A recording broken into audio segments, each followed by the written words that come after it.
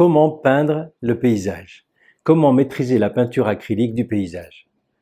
Tous les peintres, débutants ou confirmés, sont tentés par le paysage. Mais combien réussissent, combien obtiennent de bons résultats? Et pourquoi? Eh bien parce qu'on se pose plein de questions. Par quoi commencer? Faut-il mettre des détails ou pas? Quelle couleur utiliser? Comment avoir suffisamment de contraste? Et comment rendre la profondeur? Toutes ces questions, il y en a encore d'autres, hein, eh bien je vous propose aujourd'hui d'y répondre à travers la peinture d'un paysage, ou plutôt deux paysages, c'est-à-dire j'ai organisé une composition sympathique à partir de ces deux photos et je vous propose de voir ça ensemble. J'ai choisi de peindre sur fond noir et j'ai commencé par une esquisse rapide en m'aidant du vidéoprojecteur. Juste marquer la position de quelques repères, mais surtout pas de dessin précis. Et voilà ce que ça donne. Ça pourrait paraître un peu clair, mais ça ira.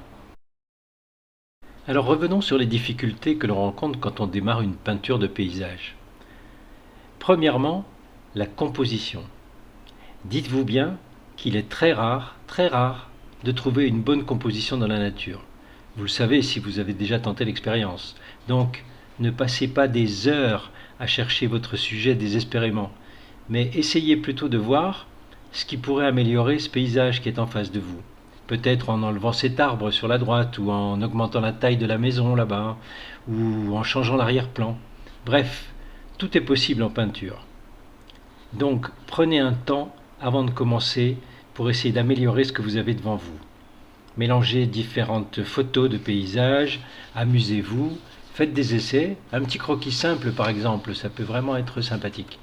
Et ne commencez vraiment que lorsque vous êtes satisfait. Deuxièmement, pourquoi le fond noir? Eh bien ici, ce que je voulais, c'est obtenir des contrastes forts, notamment sur les arbres et les rochers au premier plan.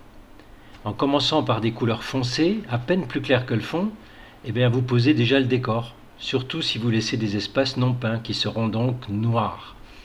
Et petit à petit, on passe aux valeurs plus claires, et quant au fond, lui, il a été peint en peinture négative, vous l'avez vu, en contournant soigneusement les feuillages et les troncs d'arbres avec des couleurs très claires.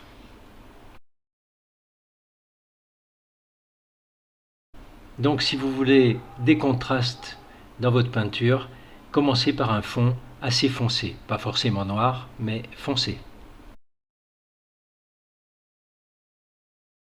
Troisièmement, dans quel ordre peindre les différents éléments? Alors là, c'est assez théorique et vous le voyez dans l'évolution de cette peinture. Logiquement, on commencerait par le fond, mais vous me verrez aller et venir entre le premier plan et le fond régulièrement, tout simplement pourquoi? Parce qu'il faut constamment ajuster les valeurs. Donc en peignant l'avant-plan, on s'aperçoit que le fond est trop foncé par exemple. Donc important également, ne pas mettre de détails, mais des touches dans les valeurs claires pour donner l'idée de l'éloignement, comme la cascade en haut à gauche par exemple. Et ça, c'était aussi une question, comment parvenir à peindre la profondeur? Eh bien tout simplement de cette façon, en étant beaucoup plus clair dès qu'on s'éloigne, beaucoup plus clair et beaucoup plus bleuté quand on s'éloigne du premier plan.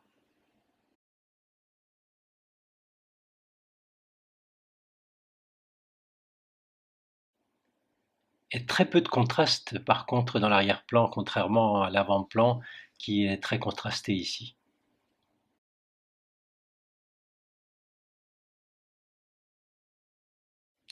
Voilà, j'ai peint tout le bouquet d'arbres en premier plan et j'ai déjà posé l'arrière-plan de façon presque correcte.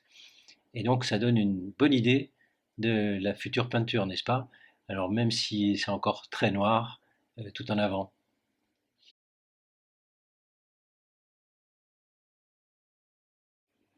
Alors encore une fois, je ne respecte pas la logique.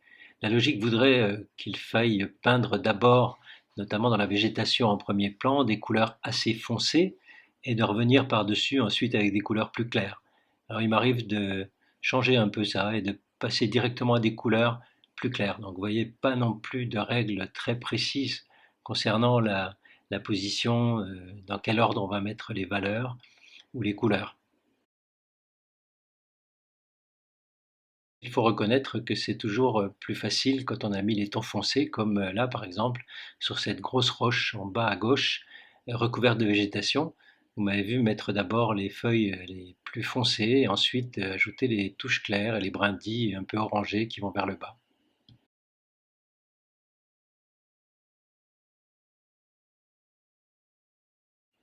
Alors, pour ce qui est des rochers, je vais peindre d'abord les valeurs très foncées avec des couleurs. C'est-à-dire qu'il ne s'agit pas de garder les rochers complètement noirs, il faut mettre de la couleur même dans les zones foncées. On va laisser juste quelques espaces, quelques petits interstices noirs complets pour donner justement ce contraste que je recherche.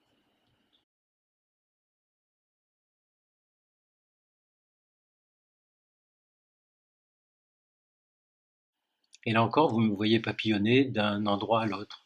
Un petit peu de rocher, ensuite quelques touches dans la végétation, voire même sur les feuilles de l'arbre. Donc retenez bien les bases de la construction du paysage, mais n'oubliez pas que toutes les règles sont faites pour être transgressées. Donc amusez-vous également et vous pouvez toujours revenir sur une zone pour l'ajuster par rapport à ce que vous avez peint antérieurement.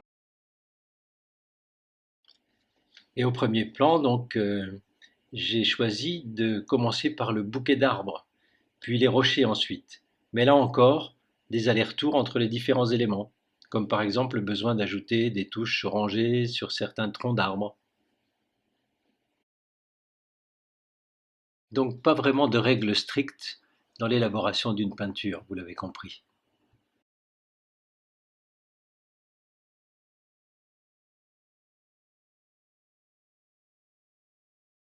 Quatrièmement, autre question, faut-il peindre les détails? Alors là, tout dépend du style que vous choisirez. Mais de façon générale, peu de détails en arrière, plus de détails en avant. Par exemple ici, j'ai mis du temps, vous avez vu, pour peindre le feuillage avec un pinceau fin, de même pour les branches d'arbres et les troncs d'arbres.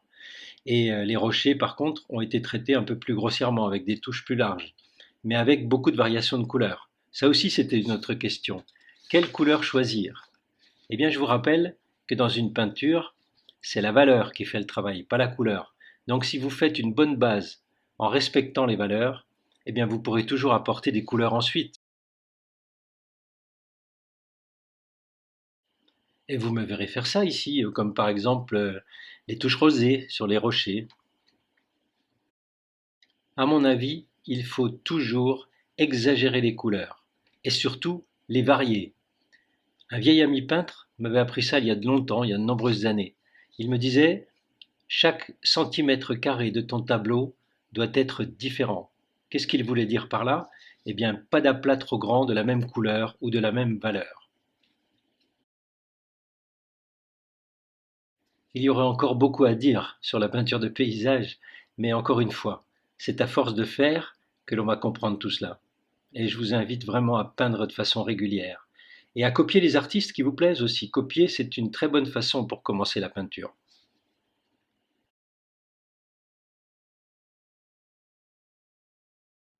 Vous avez vu les différentes étapes pour obtenir cette peinture de paysage. Premièrement, la composition, en changeant un peu ce que nous offre la nature pour obtenir une meilleure image. Deuxièmement, commencer par le fond. Alors, c'est pas tout à fait vrai, j'ai commencé par les grands arbres, mais parce que le fond est uniforme à cet endroit. Troisièmement, les couleurs les plus foncées d'abord, en laissant apparaître le noir du début, le noir initial, pour avoir plus de contraste. Et quatrièmement, et toujours en dernier, les lumières. Et maintenant, je pense qu'il est temps pour vous de prendre vos pinceaux et de faire une peinture de paysage. Bye bye!